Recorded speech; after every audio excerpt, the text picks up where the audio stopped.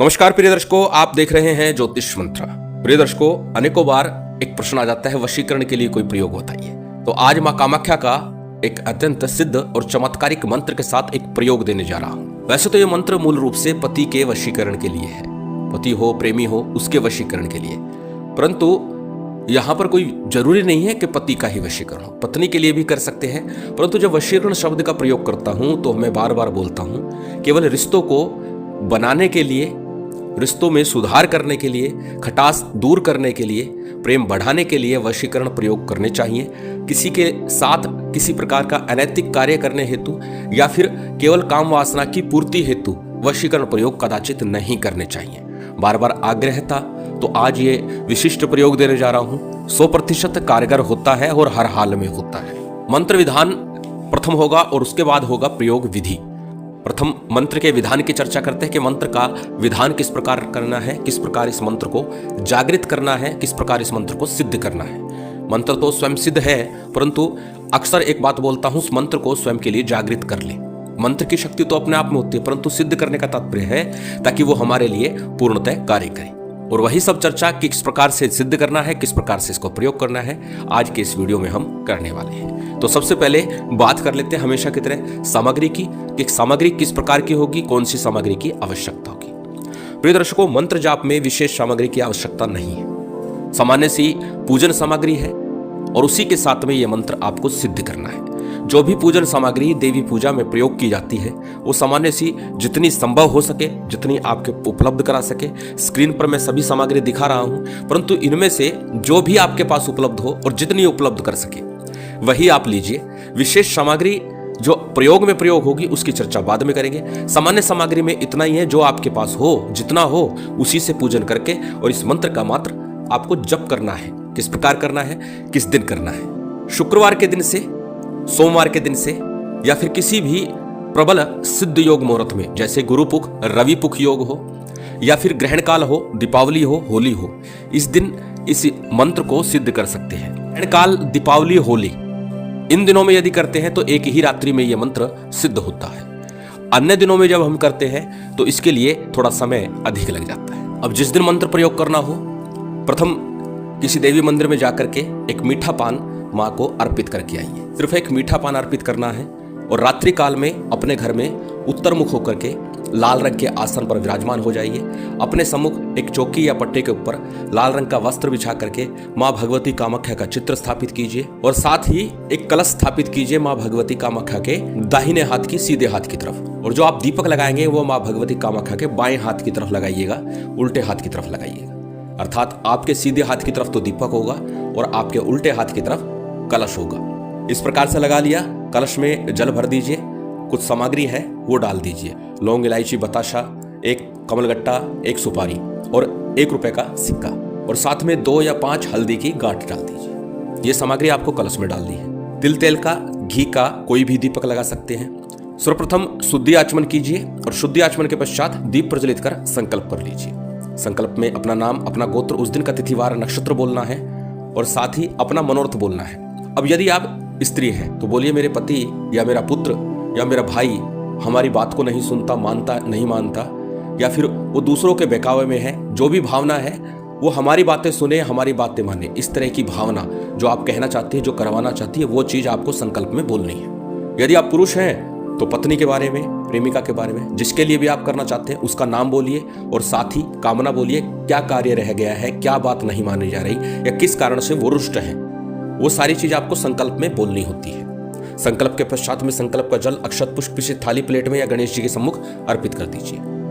इसके बाद सबसे पहले गणेश जी का, गुरु का, कुल देव, पितृदेव, स्थान देव, इन पंचदेवों का आपको सामान्य सा जो भी सामग्री आपके पास है, जैसे बताए विशेष सामग्री की आवश्यकता नहीं है, जो भी सामग्री है उसी से आपको पूजन संपन्न करना है। इसके बाद भगवान शंकर के साथ माँ भगवती कामाख्या का पूजन कीजिए और भैरव जी का पूजन भी अवश्य ही कीजिए। भैरव जी के पूजन के उपरांत में जो यंत्र स्क्रीन पर दिखाया जा रहा है उस यंत्र को आपको भोजपत्र पर अंकित करना है। नीचे थोड़ा स्पेस छोड़ देना। ये अंतिम दिन आपको यहाँ पर कुछ लिखना है, वो बाद में चर्चा करेंगे क्या लिखना है। पहले यंत्र लिखिए, ऊपर बना लीजिए और नीचे थोड़ा स्पेस छोड़ देना, 2 लाइन के बराबर का, कि 2 लाइनों में लिखा जाए कुछ, इतना स्पेस छोड़ दीजिए। यंत्र को लिखना कैसे है, एरो के माध्यम से दिखाया जा रहा है। पहले भी बता चुका हूं, यंत्राणाम वामतो गति, यंत्र को बाएं से दाएं लिखा जाता है। और कुछ यंत्र अंकों के आधार पर लिखे जाते हैं, जैसे कि 15 का यंत्र, 20 यंत्र अंकों के आधार पर लिखे जाते हैं। परंतु आज का जो यंत्र है वो क्रमानुसार लिखा जाएगा, बाएं से दाएं की तरफ। सबसे पहले जो सबसे ऊपर की लाइन है 29 नंबर, एरो के माध्यम से दिखा रहा हूं कहां से स्टार्ट करना है, यहां से स्टार्ट करना है, फिर दूसरी लाइन उसके नीचे से स्टार्ट करनी है और इधर से चलना है। दिखाया जा रहा है किस तरफ से चल रहा है, किस तरफ से नहीं। अपने विवेक से अच्छे से काम लीजिए, शांति से सोच करके देख करके बना लीजिए। जब ये यंत्र बन जाए चौकी पर रख दीजिए, दीपक के सम्मुख कहीं भी रख दीजिए। और उसके बाद में सबसे पहले एक माला गणेश मंत्र की करनी है और एक माला गुरु मंत्र की करनी है। अब गुरु मंत्र नहीं है आपके पास, अर्थात आपके गुरु नहीं है, गुरु दीक्षा नहीं ली है, तो भगवान शिव के पंचाक्षरी मंत्र का जप कर लीजिएगा, ओम नमः शिवाय का, अथवा ओम परम तत्वाय नारायणाय गुरुभ्यो नमः, इस मंत्र का जप कर लीजिए, हमारे गुरुदेव द्वारा दिए गए हैं। जब आपके गणेश मंत्र गुरु मंत्र का जप कर ले, उसके बाद में आज का जो मूल मंत्र है जप करना है। मंत्र आपकी स्क्रीन पर है, इसे नोट कर सकते हैं किसी कॉपी नोटबुक में, या फिर इसका स्क्रीनशॉट लेकर रख सकते हैं। मंत्र को एक बार बोल करके बता देता हूं। मंत्र इस प्रकार है, ओम नमो कामाख्या प्रसीद प्रसीद अमुख मम वश्य आकर्षय आकर्षय कुरु कुरु स्वाहा। जब आप मंत्र का जप करेंगे तो अमुक के स्थान पर अपने उस अभिलाषित व्यक्ति का नाम बोलना है, पति का, पत्नी का, अथवा जिससे भी आप अपनी बात मनवाना चाहते हैं, जिसको आप वशीभूत करना चाहते हैं, उसका नाम आपको यहां पर बोलना है।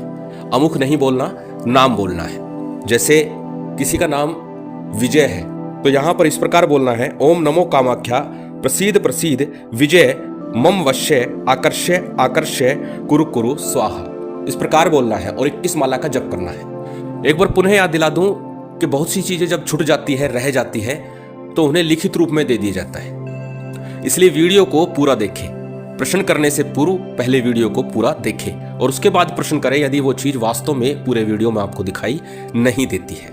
अनावश्यक रूप से प्रश्न करके किसी अन्य का समय व्यर्थ ना करें, क्योंकि आपके प्रश्नों के उत्तर देते समय कई बार विलंब हो जाता है, किसी अन्य के प्रश्न का उत्तर नहीं दिया जा पाता। इसलिए पहले वीडियो को पूरा देखें। जब आपका 21 माला का जब पूरा हो जाए, सामान्य से मां भगवती कामाख्या की आरती कीजिए, कपूर इत्यादि से कर लीजिए, या फिर कोई अन्य दीपक प्रज्वलित कर लीजिए, उसके माध्यम से आरती कर दीजिए। आरती के पश्चात में जो भी भोग नैवेद्य रखा हुआ है वह अर्पित कर दीजिए। प्रथम दिन और अंतिम दिन दूध से बना कोई मिष्ठान रख सकते हैं, या फिर पंचमेवा का भोग लगा सकते हैं। जो भी आपके पास उपलब्ध है उसका भोग लगा दीजिए। भोग के उपरांत में क्षमा प्रार्थना कीजिए, समर्पण कीजिए, आसन को प्रणाम कीजिए और उठ जाइए। यह नित्य आपको 11 दिनों तक लगातार करना है। 11 दिन लगातार करने के बाद में 11वें दिन रात्रि काल में जब आपकी साधना संपन्न हो जाएगी, उसके बाद जो यंत्र आपने बनाया भोजपत्र के ऊपर, उस यंत्र के नीचे इसी मंत्र को पुनः लिख लीजिए जिसको आपने जप किया है, और मंत्र में अमुक के स्थान पर उस व्यक्ति का और उनकी माता जी का नाम लिखना, बाकी एज इट इज रहेगा।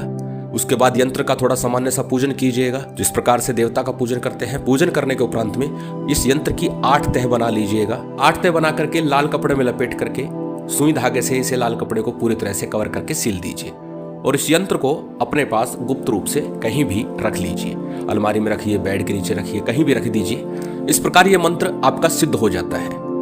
यदि बात करें प्रयोग किस प्रकार करना है, किस विधि से इसका प्रयोग होगा, हम तो मंत्र जाप से ही इतना प्रभाव हो जाएगा कि वह व्यक्ति इन्हीं दिनों में आपको महसूस होगा, प्रभाव दिखेगा कि वह अब आपकी बातें मानने लगा है, उसके स्वभाव में परिवर्तन आ गया है। परंतु साथ ही साथ अन्य प्रयोग किस प्रकार करना है स्क्रीन पर आपको दिखाया जा रहा है। इस प्रयोग को आप संपन्न कर सकते हैं। जैसे कि बताया था, मूलतः यह पति वशीकरण के लिए है, लेकिन पुरुष भी इसका प्रयोग कर सकते हैं। उसके लिए भी प्रयोग दिया गया है, किस प्रकार से प्रयोग करना है स्क्रीन पर पूरा दिखाया गया है। आप इस प्रयोग विधि के अनुसार इसका प्रयोग करके लाभ ले सकते हैं। महामाई की विशेष कृपा बनी रहे, यही कामना है, और उम्मीद करता हूं आज की ये जानकारी, ये वीडियो आपको अच्छी लगी होगी।